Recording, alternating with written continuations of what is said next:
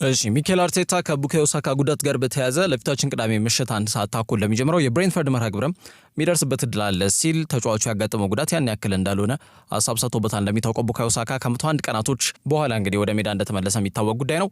በተለያዩ መርሃ ግብሮች ላይ ማለትም ከፉላም ጋር ባደረገው መርሃ ግብር ላይ ተቀይሮ እንዲገባ ከዛ ውጪ ደግሞ ከኤቨርተን ጋር በተደረገው መርሃ ግብርም ተቀይሮ እንዲገባ እንደተደረገ ይታወቃል። ከማች ፊትነስ ጋር በተያያዘ ከጉዳት ነፃ ነው ማለት 90 ደቂቃ ለመጫወት ዝግጁ ነው ማለት አይደለምና ለዛ ዝግጁ ሆኖ እንዲገኝ ለማድረግ ጥረት ሲደረግ ቆይቶ ነው የማድሪድ ጨዋታ የመጣው። በማድሪድ መርሃ ግብር ላይ በስታርቲንግ ላይን በቋሚ አሰላለፍ ውስጥም ሲገባም ከ3 ወርና ከዛ በላይ ቀናቶች ካሳለፈ በኋላ ለመጀመሪያ ጊዜ ያደርጓል በቋሚ አሰላለፍ ውስጥ ተካቶ ሲጫወትና እንደሚታወቀው በተለይ መጀመሪያው አጋማሽ ካከናወነ በኋላ ሁለተኛው አጋማሽ ላይ መጠነኛ ጉዳት ወይም መጠነኛ የተሰማው ነገር ስለነበረ ከፕሪካውሽን ጋር በተያያዘ ወይም ጥንቃቄ ላይ መሰረት ባደረገ መልኩ ተጫዋቹ ተጨማሪ ጉዳቶች እንዳያጋጥም በሚል የቅድመ ጥንቃቄ እርምጃ ወስደን ነው ተጫዋቹን ከሜዳ እንዲቀየር ያደረግነው የሚል ሐሳብ ሰንዝሯልና ከዴክላን ራይስ ጋር በተያያዘ እሱ የተሰማው ነገር አለ ብሏል። ቁርጭምጭሚቱ ላይም ደምቶ እንደነበር እናስታውሳለን። በአውሮፓ ሻምፒየንስ ሊግ በጣም ሁለት አስደናቂ ቅጣት ምቶችን ባስቆጠረበት የሪያል ማድሪድ የመጀመሪያ ዙር ጨዋታ ላይ ማለት ነውና ዴክላን ራይስ ለብሬንትፈርዱ ጨዋታ ላይ ይደርሳል አይደርስም አጠራጣሪ ጉዳይ ነው ተብሎ የተገለጸ ይገኛል።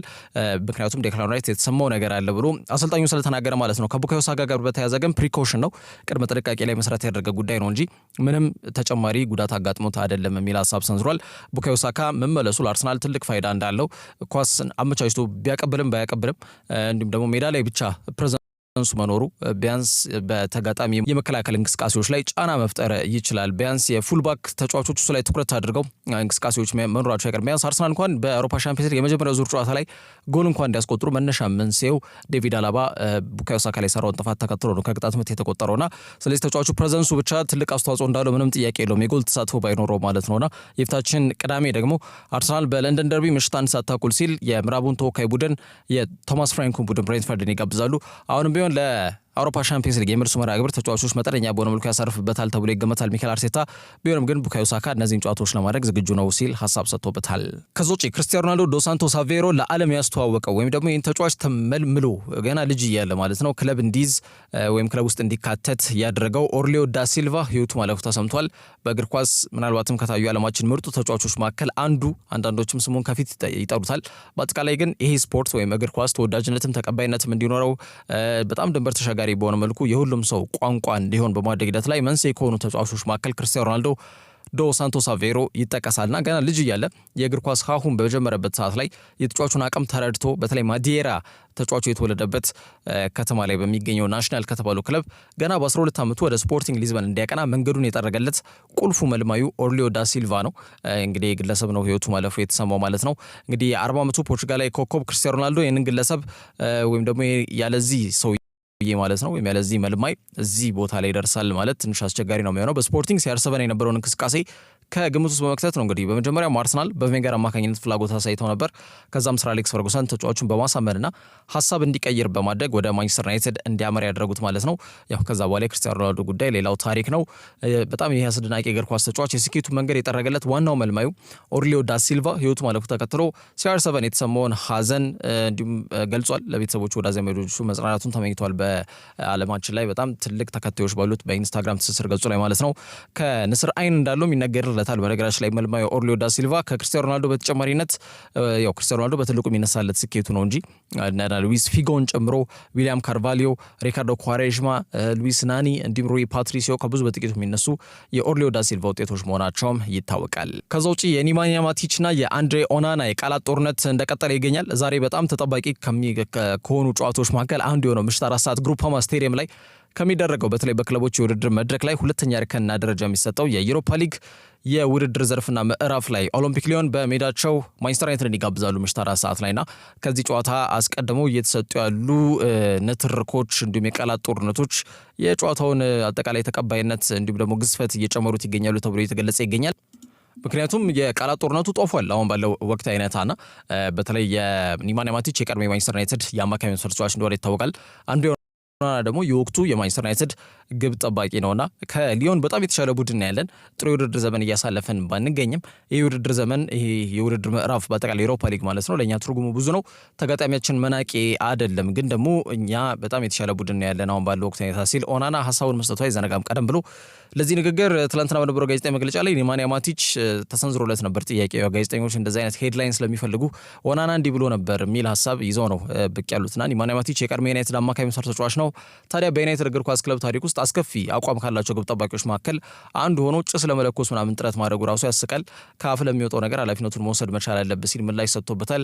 ቢያንስ እንደ ዴቪድ ዴሃ ከዛ በፊትም ባሉት በጣም አንጋፋ ግብ ጠባቂዎች ይህን ሀሳብ ቢናገሩ ሰማ ነበረ። ከሱ አፍ ግን ሲወጣ በጣም ዲስሬስፔክት ነው፣ ክብረ ነክ ንግግር ነው ብሎ ሀሳብ ሰጥቶበታልና ኦናናም ደግሞ ለዚህ ምላሽ የሚመስል ነገር መልሷል። እኔ በኩሉ ቢያንስ ዋንጫ ከፍ አድርጌ ያሳክቻለሁ ሲል በድጋሚ ሀሳብ ሰጥቷል። ግን ይህ ምላሽ ሊሆን አይችልም፣ ምክንያቱም ማቲችም በዩናይትድ ቆይታ ዋንጫ አሳክቷል። ለዛውም በ2016 በጆዜ ስር ኤፍ ኤ ካፕን ነበር ያሳካው፣ እንዲሁም ዩሮፓ ሊግንም በአንድ ዓመት ሁለቱን ክብሮች እንዳሳካ ይታወቃል። ማንቸስተር ዩናይትድ ሁለቱንም ካሳካው የጆዜ ስብስብ ውስጥ አንዱ ነበር ማቲች።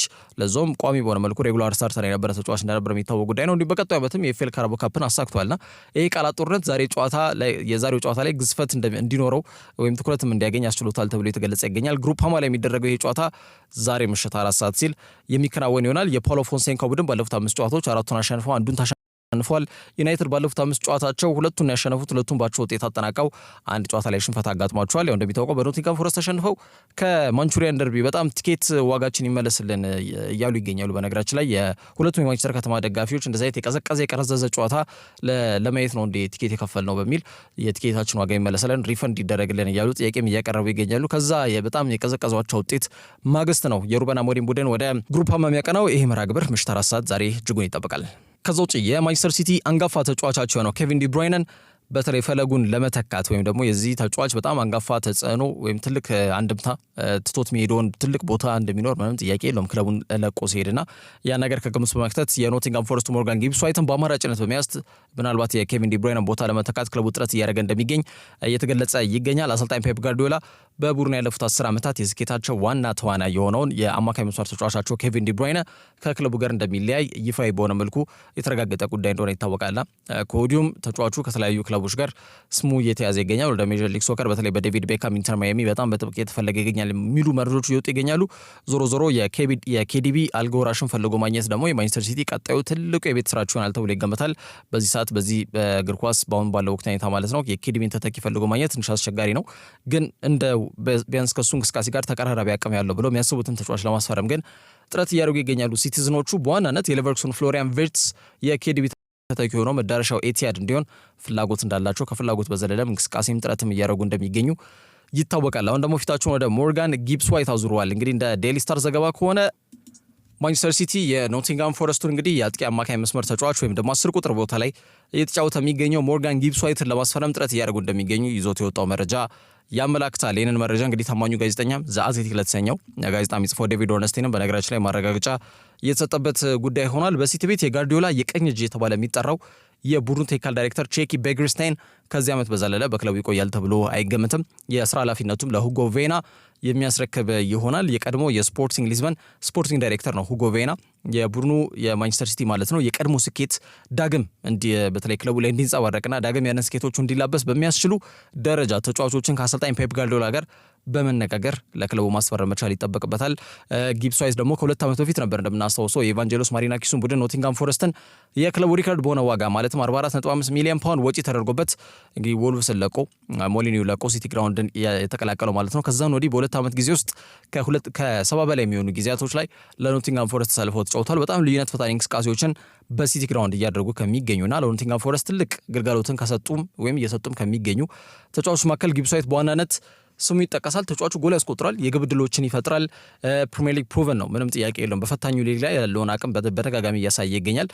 ያ ብቻም አይደለም፣ በሀገር ደረጃም በተለይ በአሰልጣኝ ቶማስ ቱኸል 3 ነብስትን እንዲወክል ከሰሞኑ በኔሽንስ ሊግ መርሃ ግብሮች ላይም በዚህ በዓለም ዋንጫ ማጣሪያ መርሃ ግብሮች ላይ በተለይ እንግሊዝ የዓለም ዋንጫ ማጣሪያ መርሃ ግብር ላይ ነበረ ተሳትፎ ያደረገችው። ጥሪ ቀርቦለት እንደነበር የሚታወቅ ጉዳይ ነው። በአጠቃላይ ክለቡ ዘንድሮ በአሰልጣኝ ኑኖ ስፒሪቶ ሳንቶ ስር የተዋቀረበት መንገድ እጅግ አስደናቂ ሆነው የአውሮፓ ሻምፒየንስ ሊግ ተሳታፊ ሆነው በተለይ ለማረጋገጥ ወይም ደግሞ በቀጣይ ዓመት የ2025-2026 የአውሮፓ ሻምፒየንስ ሊግ ቲኬታቸውን ለመቁረጥ የ2 ወይም የ3 ጨዋታ ድል ብቻ የሚቀረው ቡድን ሆኖ እንግዲህ በዛ ቁመና ላይ ይገኛል ኖቲንግሃም ፎረስት እና በዛ ሂደት ላይ የጊብስ ዋይት ሚና እንዲሁም አስተዋጽኦ በጣም ከፍተኛ መሆኑ ማንሳት ይቻላል። ይበልጥ ከክሪስ ውድን ጨምሮ ከካልቴክ ወይም ደግሞ ከካሉም ሃድሰን-ኦዶይ እንዲሁም አንቶኒ ኤላንጋ ጋር የፈጠረው የማጥቃት ስብጥር በጣም አስደናቂ ሆኖ እየታየ ይገኛል። ኖቲንግሃሞች የ24 ዓመቱን እንግሊዛዊ መሸጥ ምንም አይነት ሀሳብና ፍላጎት የላቸውም፣ ግን የግድ ብቻ ከሆነባቸው ለተጫዋቹ አነሰ ቢባል 70 ሚሊዮን ፓውንድ እንደሚጠይቁ HITCም ዘግቧል። በነገራችን ላይ በአንድ የውድድር ዘመን ላይ በጣም አስደናቂ እንቅስቃሴ የሚያሳይ አንድ ቡድን ካለ በስብስብ ውስጥ የሚገኙ ተጫዋቾች በበርካታ ክለብ ውስጥ ትኩረት ውስጥ ይገባሉ። ምንም ጥያቄ የለውም። የአያክስ እንደምናስታውሰው የ2019 የሻምፒየንስ ሊግ አድቬንቸራቸው ለዚህ ማሳያ ጉዳይ ነው። ልክ እንደ ዶሮ ነው የተገነጣጠሉ ያ ቡድን የተለያዩ ተጫዋቾች በተለያዩ ክለቦች እንዳቀኑ ይታወቃል። ይህ የኖቲንግሃም ፎረስትም ስብስብ ልክ እንደዛ አይነት ዕጣ ፈንታ ሊያጋጥመው ይችላል ተብሎ የተገለጸ ይገኛል። ጊብስ ዋይት በጣም በጥብቅ እየተፈለገ ይገኛል በሲቲ። ከዛ ውጭ ሙሪሎም እንደሚታወቀው በሊቨርፑልና በአርሰናል በጣም በጥብቅ እየተፈለገ የሚገኝ የተከላካይ መስመር ተጫዋች ነውና ስብስባቸውን ደግሞ በዛ አስጠብቀው ኑኖ ስፒሪቶ ሳንቶ ማቆየት ካልቻሉ እንደዚህ ተጫዋቾች ከሸኙ በቀጣይ ዓመት እንደገና ደካማ የውድድር ዘመን ሊያሳልፉ የሚችሉበት እድል እንዳለም እየተሰጋላቸው ይገኛልና በርካታ ተጫዋቾችን መልቀቅ የለባቸውም በሚል ብዙዎች እያነሱ ይገኛሉ፣ ትራንስፈር ኤክስፐርቶች ማለት ነው። ጊብስ ዋይትን ግን ለማቆየት ይቸገራሉ ተብሎ የተገለጸ ይገኛልና ለተጫዋቹን ለማቆየት ነው ናይት እንቅስቃሴ ጥረትስ ያደርጋሉ የሚታየው ጉዳይ ይሆናል በቀጣይ። ከዛ ውጪ ኮቢ ሜኑ ወደ ልምምድ ተመልሷል። ወደ ልምምድ መመለስ ብቻም አይደለም ከማንቸስተር ዩናይትድ ስብስብ ጋር በጋራ በመሆን ወደ ፈረንሳይ ስለማቅናቱም እየተገለጸ ይገኛል። እንግዲህ እንግሊዛዊ ተስፈኛ አማካይ መስመር ተጫዋች ኮቢ ሜኑ ዘድሮ ከቡድኑ እጅግ በጣም የወረደ አቋም ጋር አብሮ አቋሙ መጠነኛ በሆነ መልኩ የዋዠቀ ተጫዋች ነው። ግን እድሜው ገና 19 ከመሆኑ ጋር በተያዘ የዩናይትድ ደጋፊዎች ከዚህ ተጫዋች ብዙ ነገር ይጠብቃሉ። አምና የነበረውን እንቅስቃሴ መመልከት በቂ ነው። ምናልባት ከአሰልጣኝ ኤሪክ ቴን ሃግ በጣም አስከፊ የማንቸስተር ዩናይትድ የ2 ዓመት ተኩል ቆይታ ላይ የሚታየው ትልቁ ስኬት ለኮቢ ሜኑ በራቸውን በመክፈት ተጫዋቹ በካሪንግተን አካዳሚ ፍሬ ውጤት ነው፣ ልጃቸው ነው። በዚህ ደረጃ ትልቅ አስተዋጽኦ እንዲያበረከት በማድረግ ሂደት ላይ ጥሩ ሚና ስለተጫወቱ በዛ ነው ሊወደሱ የሚችሉትና የኮንትራክት ሁኔታዎች አሁንም ከዚህ ተጫዋች ጋር በተያዘ ውዝግብ ላይ ነው ያሉት። ሆም ግሮን ታለንቶቻቸውን ኮንትራት ማደስ በጣም እየተቸገረ ይገኛል ማንቸስተር ዩናይትድ። ቢሆንም ግን ዛሬ የሚያደርጉት በጣም ወሳኝ የአውሮፓ ሊግ የሩብ ፍጻሜ የመጀመሪያ ዙር ጨዋታ ላይ እንግዲህ ኮቢ ሜኑ ሊሰለፍ የሚችልበት እድል እንዳለ ሩበን አሞሪም ተናግሯል። ኮቢ ለመጨረሻ ጊዜ ሜዳ ላይ ያየ ነው በፈረንጆቹ የካቲት ወር መግቢያ በኤፍኤ ካፕ 4ኛ ዙር ጨዋታ ሌስተር ሲቲን ባሸነፈበት ጨዋታ ላይ እንደነበር የሚታወቅ ጉዳይ ነው። ከዛ በኋላ ነው እንግዲህ ልምምድ ላይ ጉዳት አጋጠመው ተብሎ እስካሁን ድረስ ከሜዳ የራቀው ማለት ነው። ተጫዋቹ ልምምድ ሲሰራ በተመለከትንበት ሁኔታ ላይ ያው ጸጉሩን ተቆርጦታል። የድሮ ወይም የቀድሞ ኮቢ ሜኑ እንግዲህ መጥቷል። ምናልባት አቅሙንም በዛ ደረጃ ያደርጋል ወይ የሚለው ብዙዎች የሚጠብቁት ጉዳይ ነው። በማንቹሪያን ደርቢ ላይ መሰለፍ እየቻለ በጣም አሰልጣኝ ሩበን አሞሪም ይበልጥ ተጫዋቹ በሙሉ ጤንነትና ጥሩ አቋም ይዞ እንዲመለስ ነው ፍላጎት ያለው መባሉን ተከትሎ ነው በጣም ቀዝቃዛ በነበረ የማንቹሪያን ደርቢ ላይ እረፍት ተሰጥቶት ያልተሰለፈው ማለት ነው። በዛሬው ተጠባቂ ጨዋታ ላይ ግን የሚደርስበትና ምናልባትም በቋሚ አስተላለፍ ውስጥ ሊካተት የሚችልበት እድል ይኖራል ተብሎ እየተገለጸ ይገኛል ማለት ነው። የዩናይትድ አማካይ መስመር ላይ የራሱን ትልቅ ሚና መጫወት የሚችል ተጫዋች ነው። ካሴሚሮ ከኡጋርቴ ጋር ተጣምሮ ስናያቸው ምንም ቡድኑ ላይ ኦፌንሲቭ ትሬት የለም። ብሩኖ ፈርናንዴዝ ላይ የተጫነው የቡድኑ የማጥቃት ጫንቃን መጠነኛ በሆነ መልኩ ለማላቀቅ ጥረት የሚያደርገው ተጫዋች ኮቢ ሜኑ እንደሆነ ይታወቃልና ከተለይ ደግሞ ምናልባትም በዛሬው መርሃ ግብር ላይም ሌላው ትልቁ መሳሪያ ይሆናል ተብሎ ይገመታል ከማንቸስተር ዩናይትድ ጋር በተያዘ። ከዛ ውጭ ግን እንደነ ማቲያስ ዴሊት ጨምሮ ሌሎች ተጫዋቾች ሉክሾም ወደ ሜዳ ተመልሷል። ማቲያስ ዴሊት ግን ከዛሬው ጨዋታ ውጭ የመሆን እድሉ ሰፊ ስለመሆኑ እየተገለጸ ይገኛል። ከዛ ውጭ መድፈኞቹ አርሰናሎች የተስፈኛውን ወጣት ተጫዋቻቸውን ኤታን ዋኔሪን ኮንትራት ለማደስ በይፋ ንግግሮችን ከተጫዋቹ ወኪሎች ጋር ጀምረዋል ተብሏል። በ2022 መስከረም ወር ገና የ15 ዓመት ልጅ እያለ እንግዲህ አርሰናል በፕሪሚየር ሊጉ ከብሬንትፈርድ ጋር ባደረጉት መርሃ ግብር ላይ ተቀይሮ በመግባት በዚህ ለጋ እድሜው በጣም በትንሽ እድሜው በፕሪሚየር ሊጉ ላይ ተሰልፎ የተጫወተ በእድሜ ትንሹ ተጫዋች በመባልም ከእግር ኳስ ደጋፊዎች ጋር ተዋውቆ አይዘነጋም። ኤታን ዋኔሪ በቅርቡ 18 ዓመት ሞልቶታል። የሄሊንድ አካዳሚ ፍሬ ውጤት ነው። ይሄ የማይነጥፍ አካዳሚ ፍሬ ውጤት ከሆኑ ተጫዋቾች መካከል አንዱ ነው። ኤታን ዋኔሪ ዘንድሮ በሚኬል አርቴታ እምነት ተጥሎበት የአርሰናል የ2004 የ2005 የውድድር ዘመን የስብስብ አካል እንዲሆን የታመነበትና የተሰጠውንም እምነት የተሰጠውን እድል በሚገባው መጠቀም በጣም አይናው እንቅስቃሴ ሜዳ ላይ ያሳዩ ከሚገኙ ተጫዋቾች መካከል ንዋኔሪ ስሙ ይጠቀሳል። በተለይ ቡካዮ ሳካ በጉዳት ያልተሰለፈባቸው እነዚህ ያለፉት 3 ወር ጊዜያቶች ላይ ቦታው ክፍተቱ እንዳይሰፋ በማድረግ ጥሩ የሚባል ጥረትም እንቅስቃሴም ካደረጉ ተጫዋቾች መካከል ስሙ ይጠቀሳል። በዚህ ዓመት በሁሉም ጨዋታዎች እንግዲህ ለመድፉ 31 ጊዜ ተሰልፈው ተጫውቷል። ተጫዋቹ በሻምፒየንስ ሊጉም በተለይ ከጁድ ቤሊንጋምና ከፊል ፎደን በመቀጠል በጥሎ ማለፍ ጨዋታዎች ላይ ገና የ18 ዓመት ሳይሞላው ጎል አስቆጠረ። 3ኛ እንግሊዛዊ ተጫዋች መባሉም አይዘነጋም። ከፒኤስቪ ጋር በተለይ በመጀመሪያው ዙር ዴኪፕ ስታዲየም ላይ 7 ጎሎችን ባስቆጠረበት የአርሰናል የመጀመሪያው ዙር የጥሎ ማለፍ መርሃ ግብር ላይ ማለት ነው ተጫዋቹ ጎል አስቆጥሮ እንደነበር የሚታወቅ ጉዳይ ነው። የዚህ ተጫዋች ኮንትራት የሚጠናቀቀው ቀጣይ ዓመት ላይ ነው። እንደሚታወቀው አርሰናል ያው የ53 ዓመቱን ጣሊያናዊ ግለሰብ አንድሪያ ቤርታን አዲሱ የክለቡ ቴክኒካል ዳይሬክተር አድርገው መሾማቸው አይዘነጋም።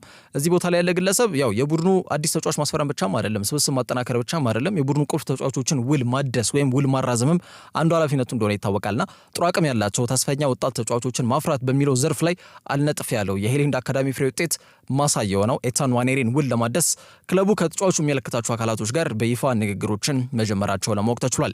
በአውሮፓ ውስጥ የሚገኙ በጣም ትልቅ እምነት ከሚጣልባቸው ጥሩ አቅም ካላቸው ተጫዋቾች መካከል አንዱ ነው ኤታን ንዋኔሪ። አሁን ከሚያገኘው ሳምንታዊ ደሞዝ እጅግ የተሻለ ነገር የሚያገኝበትን መንገድ ይመቻችለታል ተብሎ ይጠበቃል። ንዋኔሪ እንዲሁም ደግሞ ሌላው የሄሊንድ አካዳሚ ፍሬ ውጤትና ለክለቡ በጣም አስደናቂ እንቅስቃሴ እያደረገ የሚገኘው ማይልስ ሉዊስ ስኬሊን በነገራችን ላይ ረዘም ላለ ጊዜ በአርሰናል የሚያቆየው ውል እንዲያድስ ወይም ደግሞ በፊርማው ነገር እንዲያስቀምጥ ለማድረግ ንግግሮች ከተጫዋች ወኪሎች ጋር መጀመራቸውና የቴክኒካል ዳይሬክተሩ አንዲ አቤርታ ሌላው ትልቁ አጀንዳ መሆኑን ቢቢሲ ዘግቧል። የአርሰናል ቀጣይ ወደፊት ተስፋ ትልቅ ጥሩ የሚባል አቅም ያላቸው ተጫዋቾች እጅ ላይ መውደቁ ነው። አመላካሽ ነጥብ የሆኑ ጉዳዮችን በጨዋታዎች ላይ እያየ እንገኛለን። ሉዊስ ኬሊ ሀገሩን እየወከለ ይገኛል በትልቅ መድረክ ላይ። ንዋኔሪ ደግሞ በክለብ ፉትቦል ላይ ያለው እንቅስቃሴ ያው አንደር 21 ላይ የተጫወተ እንደሚገኝ ይታወቃል። ነገም በብሔራዊ ቡድን ላይ ሊካተት የሚችልበት እድል አለ ተብሎ የተገለጸ ይገኛል። ሁለቱም 18 ዓመታቸው ላይ ነው የሚገኘው። ሁለቱም ደግሞ በክለቡ ጸንተው የሚቆዩበትን እድል ለማመቻቸት ክለቡ ከፍተኛ እንቅስቃሴና ጥረት እያደረገ ይገኛል ተብሏል። ከዛ ውጪ ሪዮ ፈርዲናንድ ከአሌሃንድሮ ጋርናቾ ጋር በተያዘ ክለቡን ቢለቅ የተሻለ እንደሚሆን ሀሳብ መስጠቱ መነጋገሪያ ጉዳይ ሆኗል። የማንቸስተር ዩናይትድ አንጋፋው የተከላካይ መስመር ተጫዋች ሆነው ሪዮ ፈርዲናንድ ከወጣቱ ተስፈኛው የክንፍ አጥቂ መስመር ተጫዋች አሌሃንድሮ ጋርናቾ ጋር በተያዘ የሰጠው ሀሳብ ነው መነጋገሪያ ርዕሰ ጉዳይ የሆነው። አርጀንቲናዊ የክንፍ አጥቂ መስመር ተጫዋች ባሳለፍነው ክረምት ስሙ በስፋት ከናፖሊና ከቼልሲ ጋር ሲያዝ የቆየ ተጫዋች እንደነበር አይዘነጋም። በዩናይትድ እስከ 2028 የሚያቆይ ውል እንዳለው ይታወቃል። ግን በክለቡ ጸንቶ የመቆየቱ ጉዳይ አጠራጣሪ ሁኔታ ውስጥ ወድቋል። ክለቡም ያው ከተጫዋቹ ገቢ የሚያገኝበት መንገድ ለመዘርጋት ጥረት እያደረጉ ይገኛሉ። ተጫዋቹ ከአሰልጣኙ ያጫወት መንገድ ጋር ተቆራኝቶ የመቀጠሉ ሁኔታ ትልቅ አጣብቂኝ ውስጥ የወደቀ ጉዳይ ስለመሆኑ በተደጋጋሚ ሲገለጽ የቆየ ጉዳይ ነው።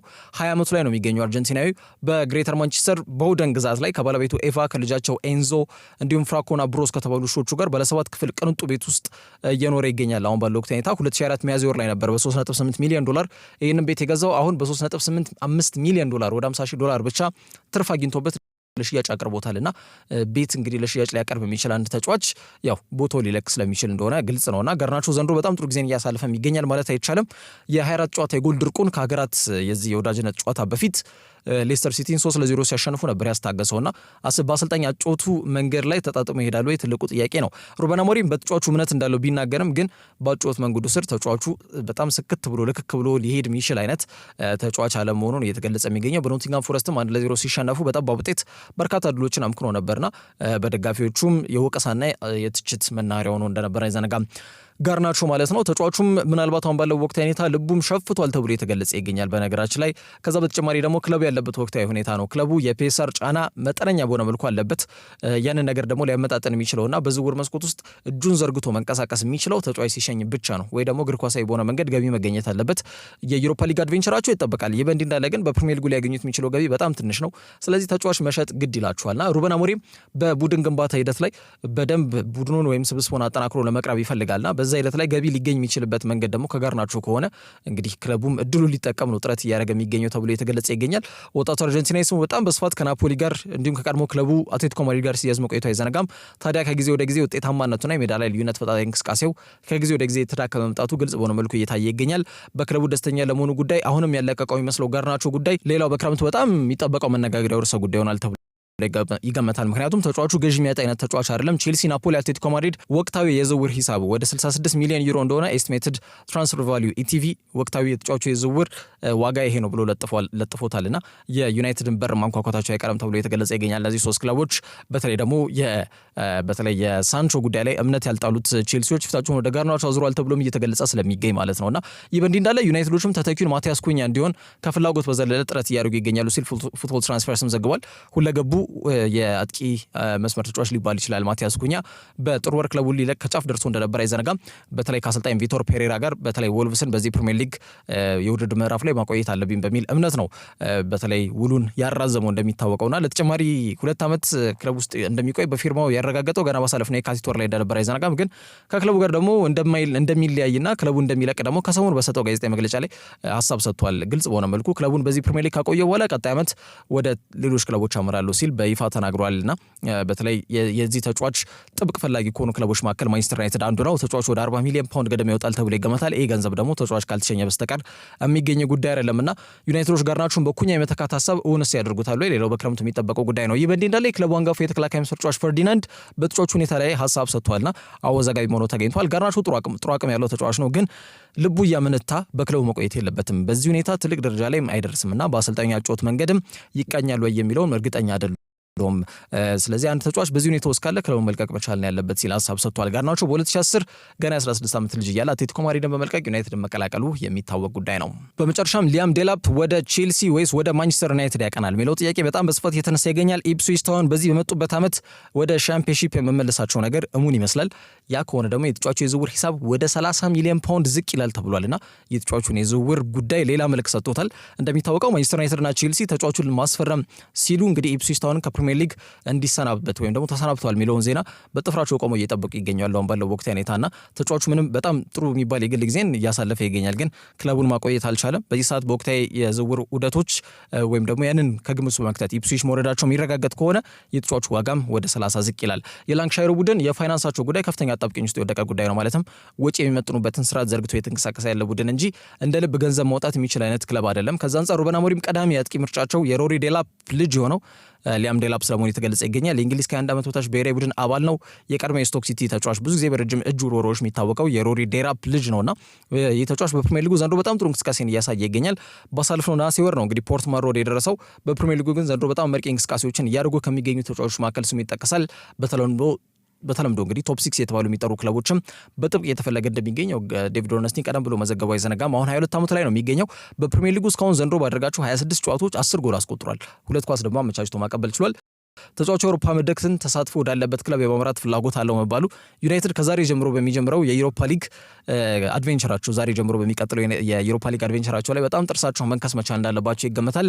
ተጫዋቾችንም ለማስፈረም ያ ትልቅ አስተዋጽኦ ስለሚያበረክትላቸው ማለት ነውና ተጫዋቹ በመጪው የዝውውር መስኮት ክለባቸው እንደሚለቁ ከተረጋገጡና መዳረሻቸው ሴት ይሆናሉ ተብሎ ከሚጠበቁ ተጫዋቾች የዝውውር ዑደት መካከል አንዱ ነው ዴላፕና ቼልሲም ይበልጥ የማጥቃት እንቅስቃሴያቸውን በኒኮላስ ጃክሰን በቀጣይ ዓመት ይመሩታል ተብሎ አይገመትም። ከዛ አንጻር የዴላፕ ሌላው ጥብቁ ፈላጊ ኤንዞ ማሬስካ ሆኖ ብቅ ብሏል። ከዛ አንጻር 30 ሚሊዮን ፓውንድ ደግሞ ከዚህ ተጫዋች አቅምና ክህሎት ጋር በተያያዘ በጣም የሚመጥን አይደለም። የተጫዋቹን አቅም የሚመጥን አይደለም። በዚህ የዝውውር ገበያ ላይ በጣም በዝቅተኛ ሂሳብ ጥሩ አቅም ያለው ተጫዋች ሊገኝ የሚችልበት ገንዘብ መጠን ነውና ካለው ወቅታዊ የኢፕስዊች ሁኔታ ጋር በተያያዘ ማለት ነው። ስለዚህ ፈጥኖ በመንቀሳቀስ ተጫዋቹን ማበጃቸው ያስገቡታል። ተጫዋቹ ወደ ኦልድ ትራፎርድ ያቀናል ወይስ ወደ ስታንፎርድ ብሪጅ ያቀናል የሚለው ጉዳይ በቀጣይ በተጫዋቾች የዝውውር ዑደቶች ላይ በጣም ከሚጠበቁ የዝውውር ጉዳዮች መካከል አንዱና ዋነኛው ነው። እዚህ ላይ ያላችሁ ስፖርታዊ መረጃዎች እነዚህ ይመስላሉ። በያላችሁበት ጥሩ ጊዜ ነው።